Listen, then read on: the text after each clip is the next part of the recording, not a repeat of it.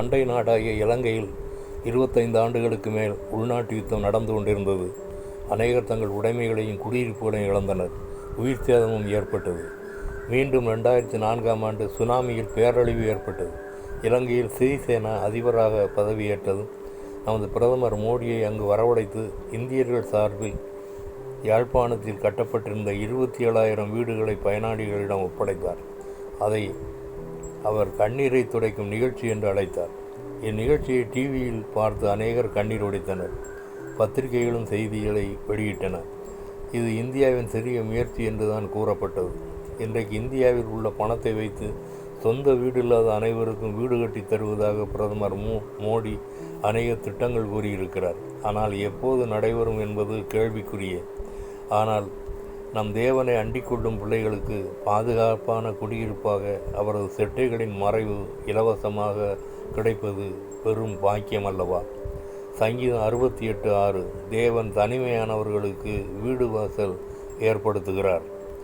Psalms 68:6 God settles the lonely into families. One song. கட்டாராயில் அவை கட்டும் பாடு விருதார் கத்த நகரத்தை காவாராயில் கத்த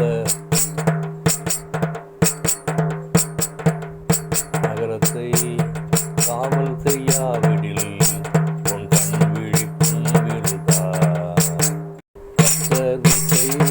கட்டாராயில் அவை கட்டும் பாடு விருதார் கத்த நகரத்தை காவாராயில்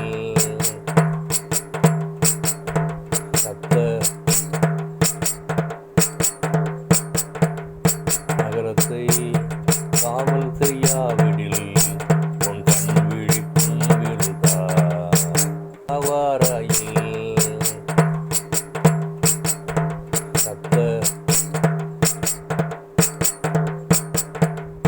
நகரத்தை காவல் செய்யாவிடில் உன் கண் விழிப்பும் விருதார். ஜெபம். எங்களை நேசிக்கிற நல்ல பிதாவே, என்னுடைய சமூகத்தில் தாழ்த்தி ஒப்பு கொடுக்கிறேன். ஆண்டவரே, தனிமையானவர்களுக்கு வீடு வாசல் ஏற்படுத்தி கொடுப்பது போல் எனக்கும் வீடு வாசல் ஏற்படுத்தி கொடுத்திருக்கிறேன். அதற்காக நமக்கு நன்றி செலுத்துகிறேன். ஆண்டவரே, யெகோவா மேசியா நாமத்தை ஜெபிக்கிறேன். பரிசுத்த பிதாவே, ஆமென்.